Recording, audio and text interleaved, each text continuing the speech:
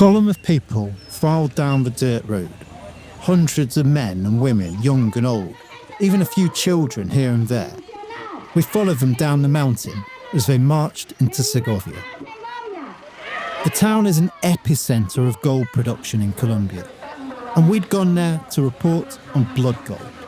Gold tainted by its connections to armed groups, organised crime and corruption. But after spending several years investigating, we'd found that blood gold is a poor, simplistic label for a deeper, more complex social and economic issue. How to tame the savage capitalism that operates on the frontiers of the global economy. The marchers were protesting a government crackdown on informal gold mining and attempts by a Canadian multinational, Gran Colombia Gold, to shut down their unauthorised mines, a move that they were determined to resist as it would have devastating consequences for them and the town's economy. The slogan they had chosen was deceptively simple, but it spoke directly to this much thornier question. It was printed on banners and the t-shirts they wore and worked into their chants. Mineros sí, criminales no. Miners yes, criminals no. But deciphering who was a criminal and who was not in this town was never easy. These people were not criminals, at least not in any overt way. But their mines were illegal, and their businesses did fund armed groups and had been infiltrated by mafias and corrupt interests. So, in a way, the gold they produce is the blood gold we come to Segovia to find. And this gave the government and the big mining companies an opening to call them criminal miners. But those labels belied a fundamental point. The miners were mostly just seeking to make a living. And they were not the only ones producing gold contaminated by crime, conflict and corruption. In other words, Segovia's gold has been stained by blood for generations as powerful interests, warlords and gangsters, but also investors and politicians have fought to capture the town's wealth at any cost. But now, the complexities contained in that slogan, Mineros sí, criminales no, were marching the town towards a different type of conflict, one that threatened to engulf Segovia, in fact all of Colombia's mining regions, and it would swallow us in the melee that followed.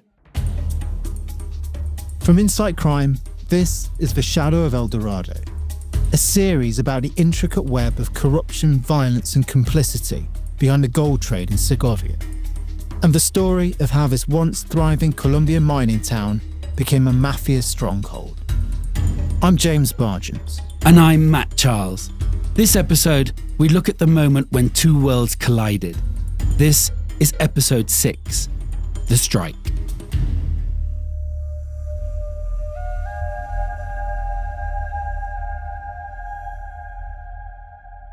Es el llamado que siempre hemos hecho. Estemos pendientes todos unidos. ¡Viva la minería! Leading the marchers was Jaime Gallegos. At the time, Jaime was the vice president of the Mesa Minera, or Mining Roundtable, an organization set up to represent small-scale, informal mining in Segovia. Jaime's a thick-set, bullish man. His appearance is gruff, and he tries to be brusque and curt. But he can never keep it up for too long before his humor breaks through. Lo que pasa es que hace 14 meses en Segovia, pues debido a los decretos ley del gobierno, pues la fuerza pública empezó aquí a quitarle el oro, a quitarle su material aurífero a la pequeña minería. We'd met with Jaime earlier that morning as he was preparing for the protest. He explained to us how the Mesa was leading a full frontal struggle, not only against the government and its laws, but also against Gran Colombia Gold, the Canadian mining multinational that claims Segovia's gold for itself. Gran Colombia owns the mining rights for almost the entire area in perpetuity, something pretty much unheard of elsewhere in the country. Y entonces la Gran Colombia lo que quiere es coger a toda la pequeña minería y ponerla a trabajar hacia ellos, o sea, esclavizarlos hacia la multinacional. And Gran Colombia, Jaime said, wants to make all the small-scale miners work for them, to enslave them. If they allow that, he added, then it will be the end of Segovia. As we saw when we first came to Segovia, there's a struggle of two visions of mining in Colombia. On the one hand, small-scale, rustic, often informal, and sometimes totally illegal. On the other, massive-scale industrial mining, usually carried out by foreign multinational companies. Jaime sees this as a David and Goliath fight. The government, he believes, is stigmatizing the small-scale miners as criminals in order to pave the way for their preferred model, the one driven by foreign capital and cheap contract labor. It's a fight that has echoes throughout Colombia's bloody history. From the 1928 massacre of United Fruit banana workers, famously fictionalized in Gabriel Garcia Marquez's 100 Years of Solitude, to accusations that multinationals such as Chiquita, Nestle and Coca-Cola were complicit in paramilitary violence. As a recent judgment in a US court found in a landmark case against Chiquita, companies often rely on local violent actors to secure their businesses. International capitalism and conflict have often advanced in lockstep in Colombia. Sí nos queremos formalizar, sí queremos trabajar, sí nos queremos coger a la ley. Jaime sought an escape hatch from this vicious cycle. The small-scale miners wanted to work within the system, follow environmental and labor regulations and tax laws, but they wanted those laws to be equitable, to be fair to everyone, not made for the multinational. Son 15 minas en estos momentos que hay para cerrar y hay una lista de 30 más. Si esto lo permitimos, es el acabose de Segovia. But the other side had little time for such arguments. The day of the protest, the conflict was coming to a head after Gran Colombia Gold drafted decrees to shut down 15 informal mines. The Mesa Minera was in negotiations with the company over the closure orders. Y sí, como las cosas no salen como quieren ustedes, ¿qué es el futuro para Segovia y Remedio? But what happens if those talks fail, we asked Jaime. What's next for Segovia? Yo creo que esto sería una desobediencia civil.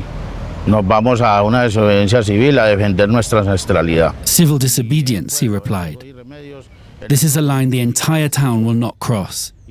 Today they're not on strike, they're just holding a march. But they're here to say to the multinational, Segovia's tired of the tricks, of the blows, of the persecution. De los atropellos, de la persecución. Nos están dejando cocos y pobres y en pura miseria. The companies taking their gold and leaving them in poverty and misery.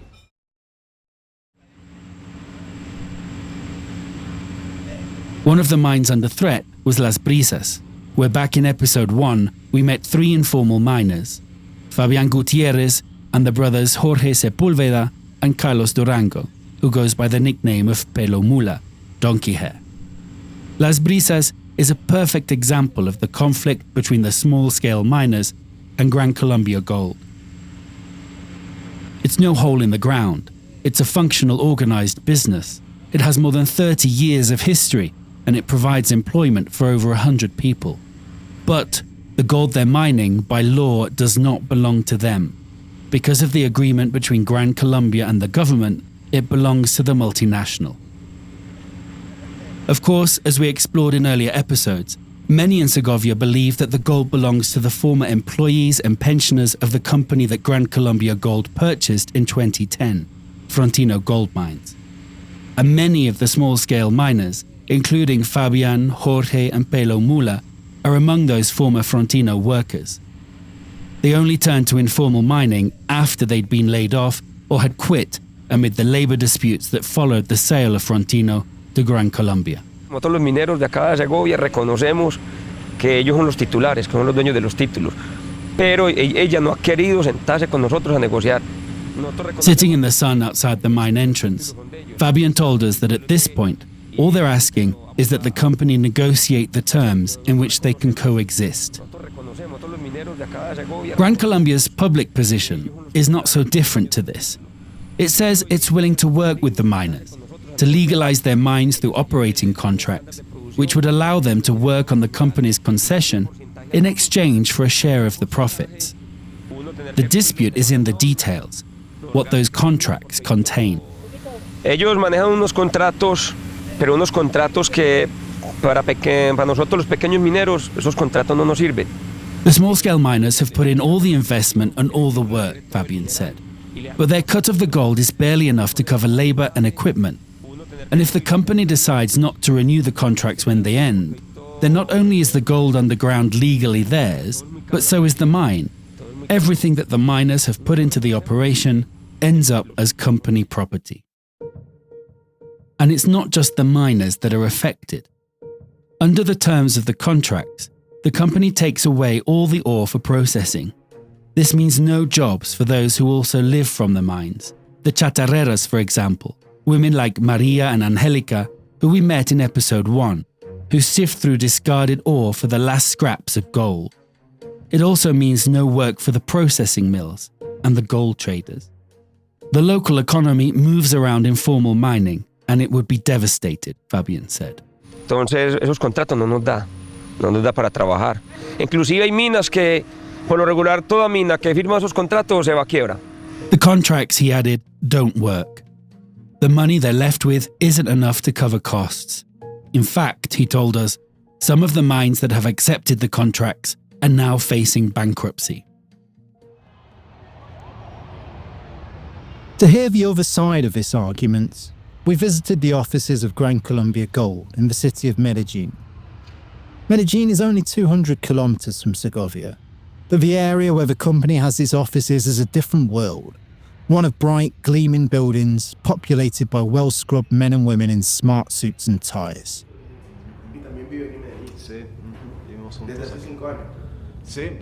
There, we sat down with José Noguera, the Vice President for Corporate Affairs, who also featured in episode 4. Es un conflicto pero entre la legalidad y la ilegalidad. Well, the miners in Segovia frame this dispute as a struggle between small local miners and multinational behemoths.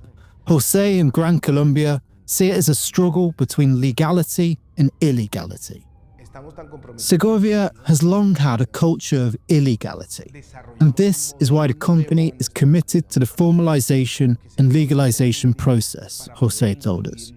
Entonces, nuestra visión como compañía es que estamos seguros que de la mano del gobierno nacional y de la mano del gobierno departamental, con la ayuda de Gran Colombia Gold, podemos formalizar a todos los mineros que están dentro del título. They have a vision, he said, of working with the government to formalize all of the mines that are within Gran Colombia's title. But there's a problem. Not all of the mines want to be legal. It's expensive to be legal, he said. There are taxes, social security, and the costs of meeting environmental and safety standards. What about the contracts, I asked, and the miners who say they just can't survive on those terms? Eso es lo que establece el contrato. No decimos que sea perfecta, pero es un análisis serio. They've worked out a formula that might not be perfect, he replied, but allows the miners to recover their investments, cover their costs, and make a profit. But, he said, it will never be more profitable than being illegal. Nosotros hemos tenido la mejor voluntad de negociar, de modificar la fórmula. Presentamos unas propuestas. José said the company has been and is willing to revise their formula for the contracts, but the miners say the formula simply doesn't work. So the company asks what does work. The answers they've received amount to little more than the miners being able to carry on working illegally, he told us. It hurts him to say it, he said, but the process has not been effective. It was easy to get drawn into the arguments over laws and regulations and squabbling over contractual details. But in doing so, we felt something bigger was getting lost. The gold produced by the informal miners was, by most definitions, blood gold.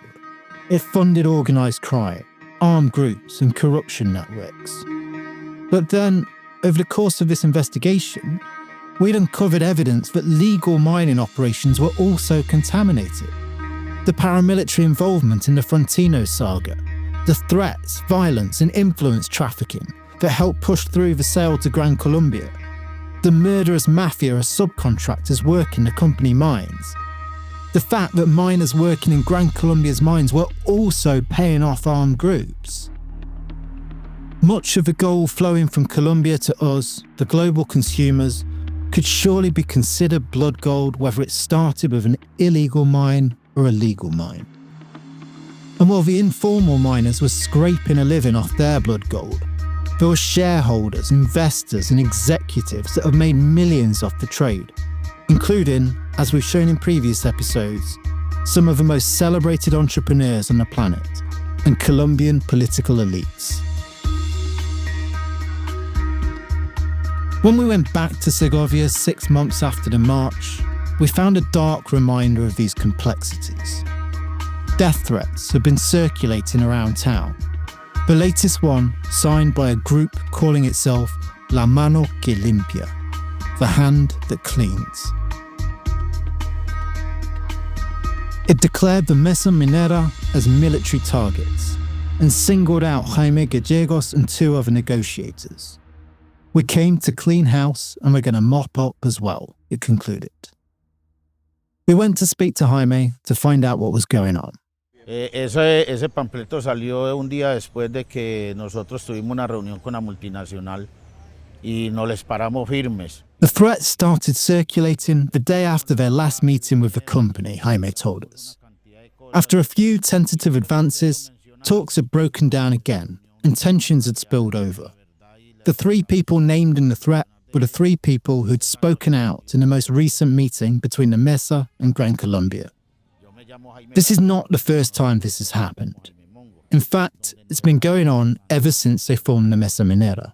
El mes de febrero, pues yo tuve la primer llamada amenazando por pertenecer a la Mesa Minera. En el mes de mayo nuevamente una llamada, yo estando... First, it was threatening phone calls, Jaime said. Then came the first panfleto, or pamphlet, as the written threats are known in Colombia. That one, though, didn't even feature the name of any specific group.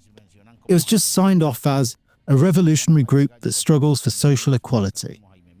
And this is the strange thing with these threats.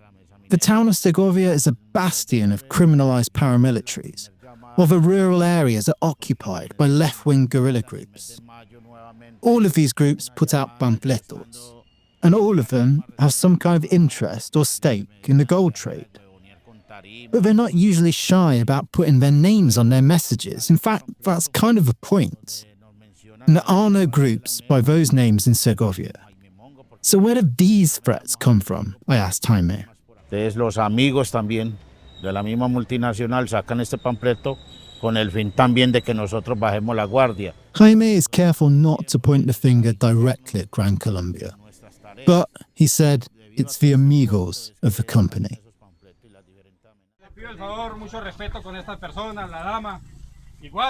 The flashpoint came at Las Brisas a few months later. A delegation of government officials, with a military escort, arrived at the mine to carry out a technical inspection. The visit was to establish that the mine is on Gran Colombia's concession. It was a prelude to executing the order to close the mine, and everyone knew it. Miners from all over town descended on Las Brisas to block their entry. After a heated debate between the officials and the miners, with an army official attempting to referee, the delegation got back in their pickup and was jeered down the mountain.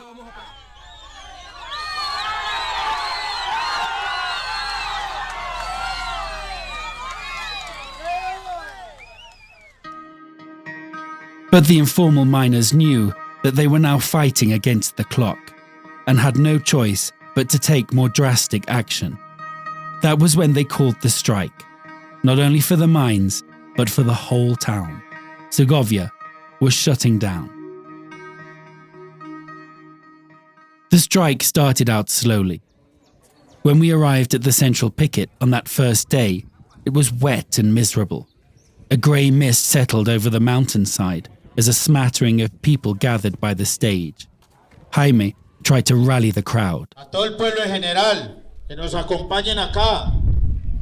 A los representantes de las minas. Se les dijeron a los trabajadores que vengan, que no se queden a casa. Muchos se quedaron bebiendo.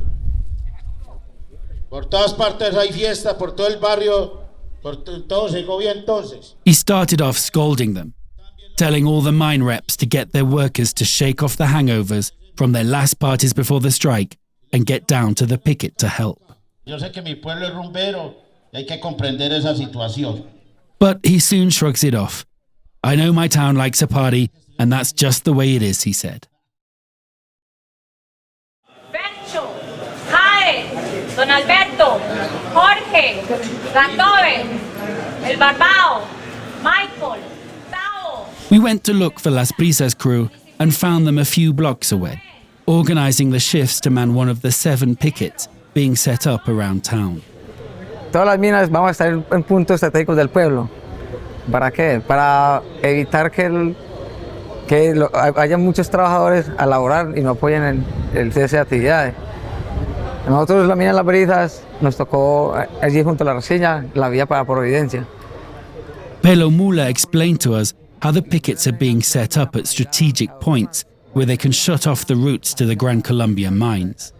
There are day shifts and night shifts, he said, 12 hours long.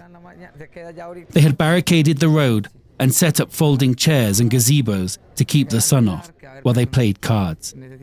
The women that ran the little cafe hut at the mine were cooking huge pots of food donated by local businesses on an open fire.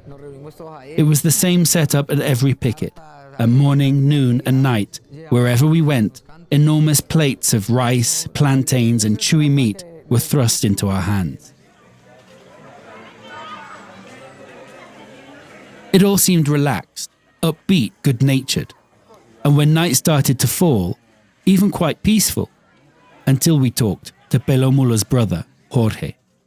Pues la verdad, todos nosotros los que estamos en esto, pues estamos dispuestos de llegar hasta lo último. No importa los días, porque sabemos de que, como les decía ahorita, somos ancestrales, vivimos de esto. They're ready to stay here to the very end. No matter how long it takes, Jorge told us. There are no alternatives, he insisted. They're not here for violence, he said. They're not looking for a fight. They just want the state to listen, and the state doesn't care if they're tired and hungry. Everyone knows the only way you can get the government to listen is by bringing big businesses to a stop, he added. They want to do something peaceful, Jorge said.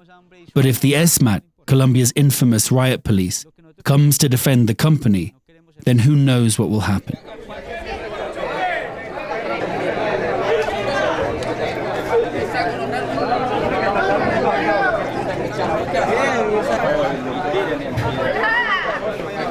The ESMAD did come, but at first they were a low-key presence, skulking around in the background, sweating in their heavy riot gear, but doing little more than staring at people.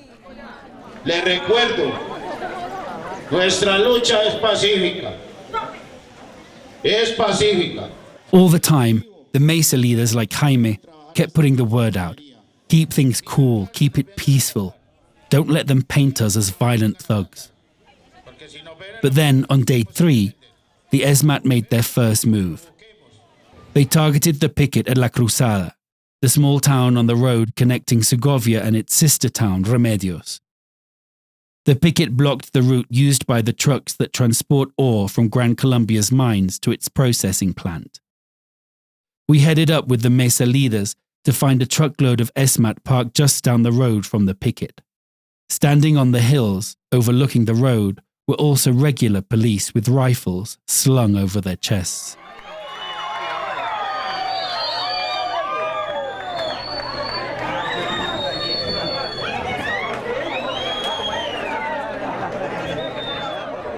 On the other side, reinforcements for the strikers were arriving. Some were armed with poles and planks, others had fashioned shields out of giant bin lids, and they started hurling abuse at the police. As the tensions began to bubble over, we found Fabian at the heart of things, yelling at the police. Nos convirtamos en criminales de verdad, eso es lo que quiere el gobierno. Nos convirtamos en criminales de verdad. Eso sí quiere, ahí sí van a hacer. Nos convirtamos en criminales de verdad. Estamos pacíficamente queremos estar. We're here peacefully, he told them, but you want to turn us into criminals, real criminals. For several tense minutes, the ESMAD commander and the local police chief paced nervously around, deep in conversation on their phones. Finally, they hung up. The crowd jeered as the ESMAD slowly, reluctantly clambered back into their trucks.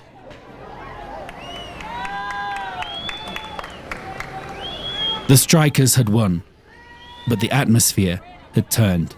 Convocaron a un paro minero y tienen bloqueada la población, violando el derecho al trabajo de nuestros trabajadores. The day after, tensions escalated further, after Gran Colombia's Jorge Noguera told a national radio station that the Mesa Minera only represented 5 mines, and that just 300 strikers had the whole town confined. El colegio La Salada, en el cual Gran Colombia Gol patrocina a 360 niños con becas, llegaron 2 hombres armados y reunieron a los profesores y al... He added that armed men had been threatening Gran Colombia's workers, and even the school.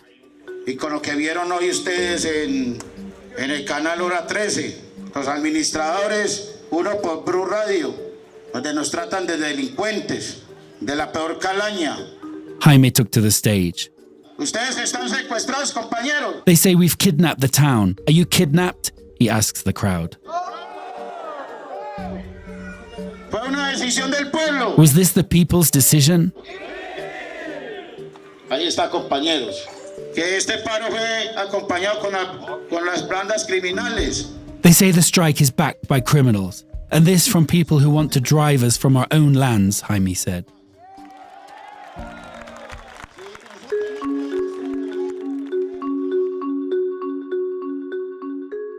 The next morning, I was woken at dawn by a text from one of the administrators at Las Brisas. The ESMAD are at the main picket, it said. And this time, they were in no mood to back down.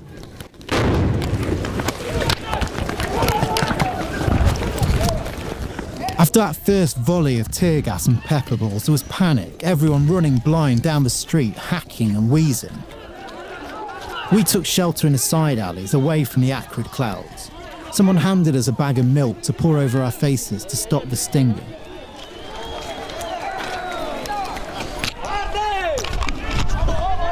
As word got out, people, mostly young men, began to filter down, slowly assembling enough numbers to go again. The makeshift weapons and masked faces began to appear. They hurled abuse of the ESMAD, taunting them. They shoved barricades further down the street, trying to establish a foothold, and they made darting runs to hurl rocks. Every time they did, the ESMAD fired another tear gas canister down the street, some of which the strikers picked up and threw right back. Amid the running skirmishes, we found Fabian, shirt off and eyes red from the tear gas. Queríamos algo pacífico, una solución pacífica, pero en este momento ya no es nada pacífico. Aquí ya nos toca es luchar por lo que es de nosotros, miren, y del pueblo. Mira. We wanted something peaceful, he yelled, but this is not peaceful anymore. Now we have to defend ourselves.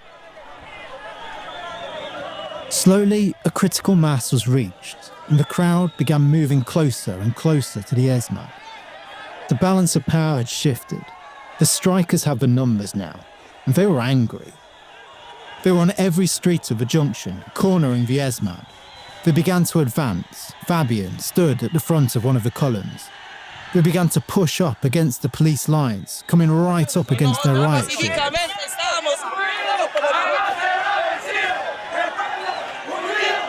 The chant goes up. El pueblo unido jamás será vencido. The people, united, will never be defeated. The ESMAD fired again and everyone scrambled, falling over each other in a smoky confusion. But this time it was to cover their retreat. They slowly backed away, never taking their eyes or their weapons off the crowd. The strikers had retaken the picket and the initiative. It was the beginning of the end of the strike. The ESMAD stood down and everyone agreed to convene in Medellin. The Mesa Minera, the Antioquia state government, officials in the president's office, the mining ministry, the environment ministry, and Gran Colombia Gold.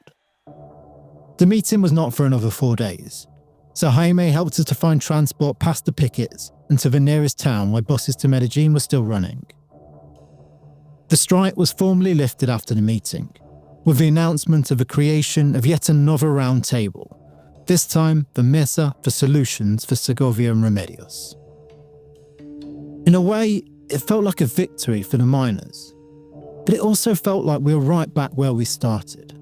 It was a feeling we would have again when we went back some years later. That's next time on The Shadow of El Dorado.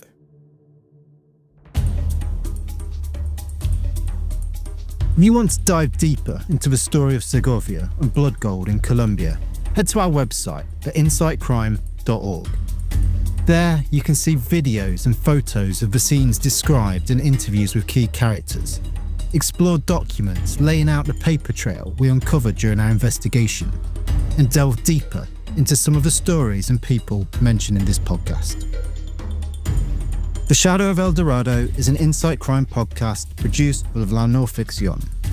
It was reported and written by me, James Bargent, and produced by Matt Charles. Script editing was by Stephen Dudley and Tatiana Lozano with the help of Elisa Roldan. Stephen and Elisa are the executive producers of the series. Sound design and editing for this episode was by Jairo Pineda, and our graphic designer is Isabela Soto.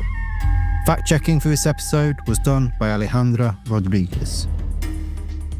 This series was the product of 8 years of investigation and on-the-ground fieldwork.